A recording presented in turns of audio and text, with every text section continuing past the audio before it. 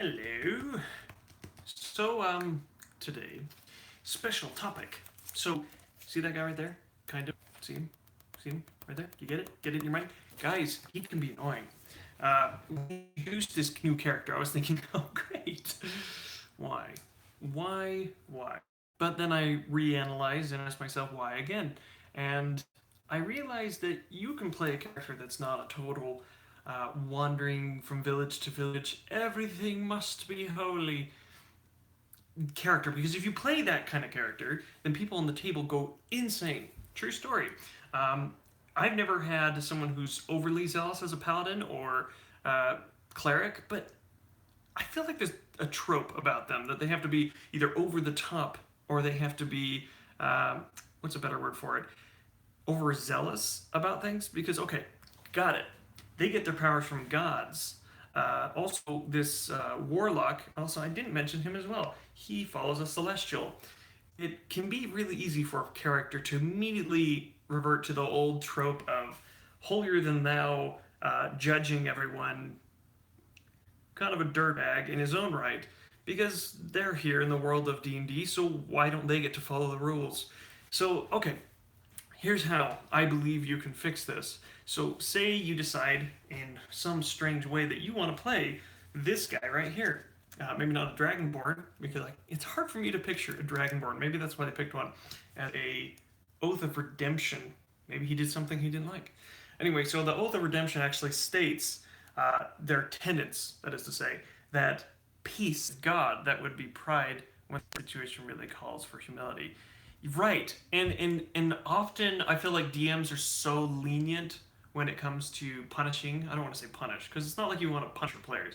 But if a paladin's tenets say that they cannot sue for violence, they can't go.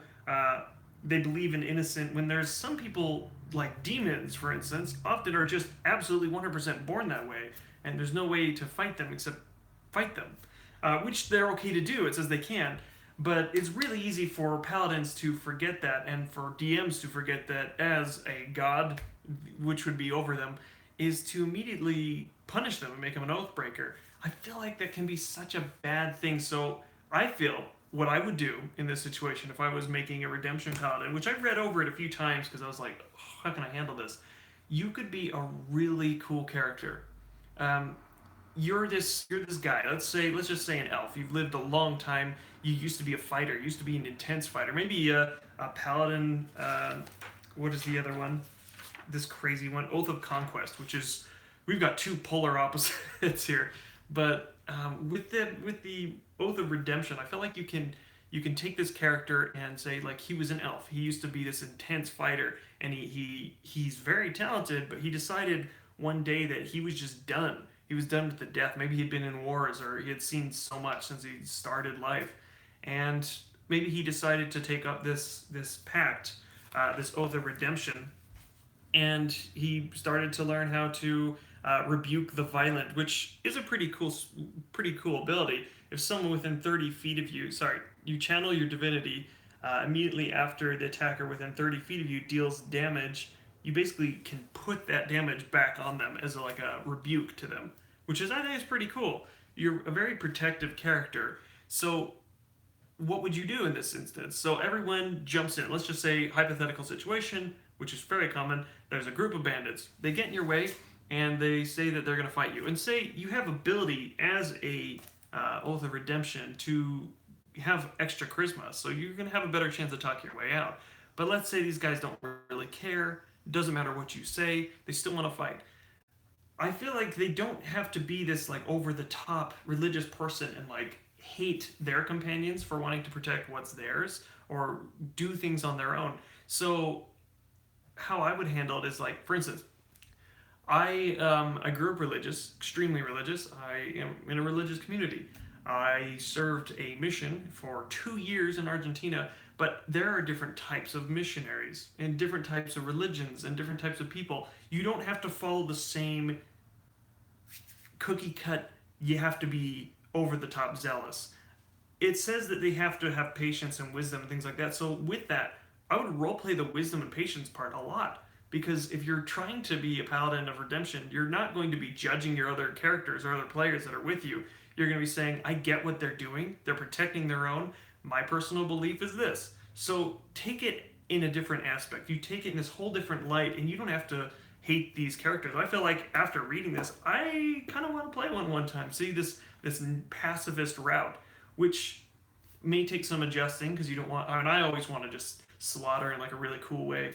But rather than doing that, I feel like you can take someone and really analyze their backstory and make them a person, like a real person, not some religious zealot who's just over the top, but someone who's a real person who believes in some kind of god and says that this god of peace says I should be this way. Maybe not everyone, because everyone has different gods. That's basically the summation of all religion. It's just everyone has different gods. Respect. So I mean, it's the same thing here. Everyone has different gods. Some serve a god of war, and they're doing what their god asks by doing war. And if you're serving like Baal or something, you're serving a god of murder. Of course, then you're running an evil campaign. But I digress. The whole thing with religious characters is that you can have fun with them and not bug your party by judging them. Because I feel like that is where the root comes from. And it starts innocent enough to be like, I disagree with your actions. But then it starts to turn into nothing gets done. It's hard enough because we all know that battles are really short and that conversations how to cross a bridge and help an orphan can last 2 sessions. So like you really, if you're role playing, most of it isn't going to be in battle anyway. So try figuring out a way that you can personally take a character who is a religious person and make them a genuinely nice, charitable person. Because one of the actual abilities in level 7 is that you gain the ability to shield others from harm at the cost of your own health. So it's that whole sacrificial lamb type thing, with religion. When a creature within 10 feet of you takes damage, you can use your reaction to magically take that damage. That's pretty cool. So you're sacrificing your own health to save someone else, which is really an awesome thing to do, especially because most of us don't want to be the guy knocked out for 4 or 5 rounds when they're killing off a monster. But how cool for RP, for roleplay, to, say like some big bad evil guy decides to attack one of your guys or tries to assassinate someone. Say someone betrays your party and stabs one of your friends. You're in 10 feet. You can choose to take that damage and you can fall and they will survive. And then they get this like boost of revenge, which as a DM, if someone did that, I know it's an ability, I would give them inspiration and say, yeah, you feel that surge of just that righteous, like he just saved your life. So I mean, you can play someone who's selfless, who's genuine, who's the kind person, which is really hard to come by in the D&D universes, but someone who is out there for the people, but not out there to judge people. That's my take on it. I don't know if you can mess around with it. There's a lot of different type there. Hi there, long time no chat, talking. Whoop, it's going away. They disappear. Long time no chat, talking paladins, religion, eh? Let me think of a fun question. Yeah, please do. I'm just saying that these paladins, and we're talking about this pantheon of gods, is so varied. And there's a lot of legends for one guy. In general, you want a nice guy, not a Spanish Inquisitor. Yes, if you want a Spanish Inquisitor, look at this guy, Oath of Conquest. We can talk about him another time. Holy crap.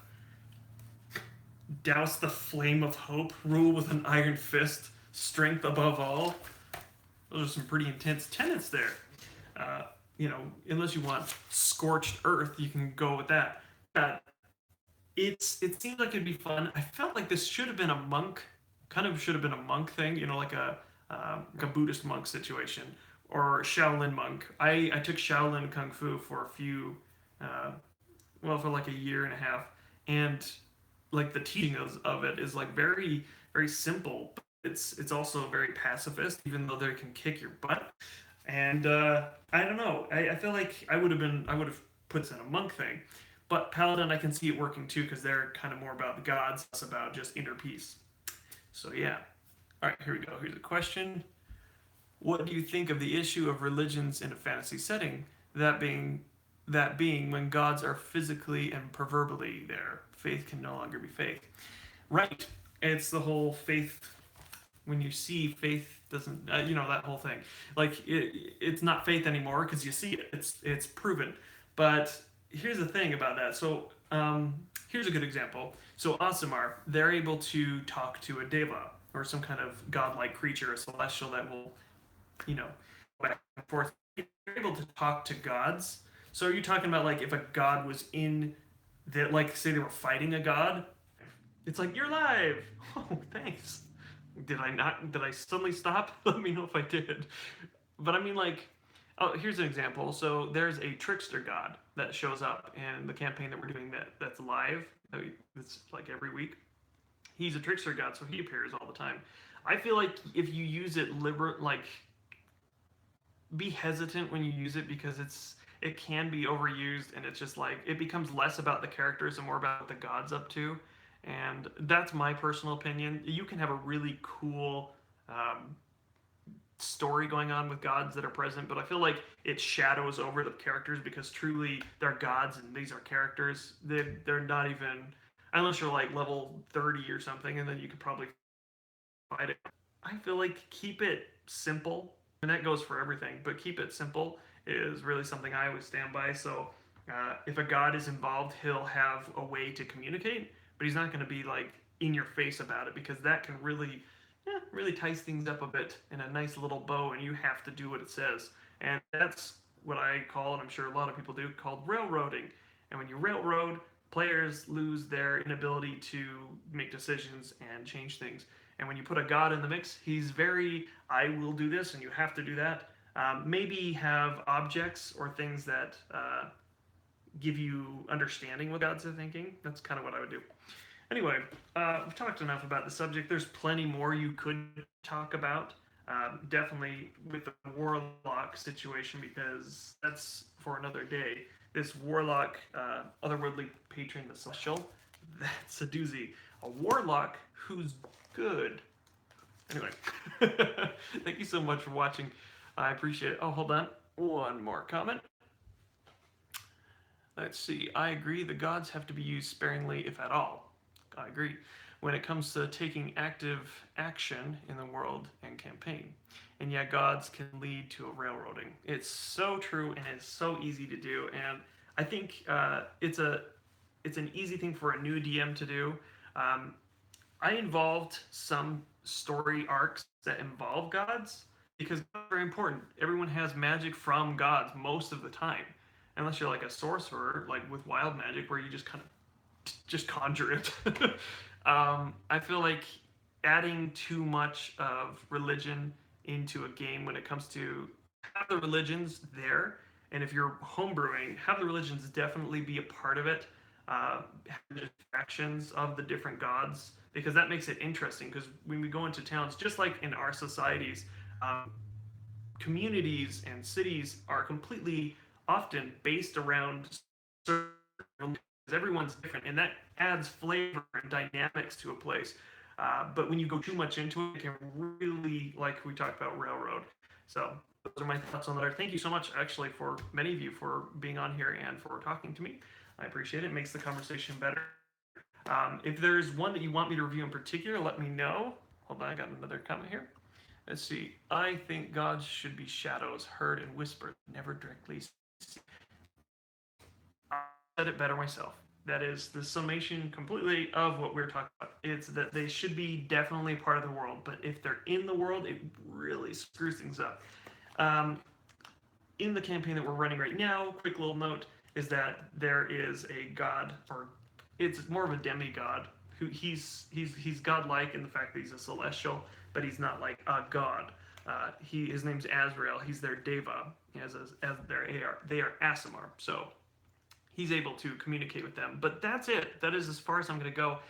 If they end up fighting him for some reason, no spoilers. Not that they will, but could. They're crazy characters. You should have seen this last week. If you haven't, go watch that one. The ending is like, whoa! It's like right there. If you're gonna add gods, make it seem important. Make them jump in real quick and jump out, and that's it. don't leave them in there. Don't be part of the party because it screws up everything. So anyway, thank you so much for watching, and may your rolls always be natural ones. I will be posting more Baldur's Gate tonight, hopefully. We'll see about that. It just depends on how long it takes to upload. So I have many episodes, Baldur's Gate 2 Enhanced Edition, coming up. All right, thank you so much. I'll talk to you guys later.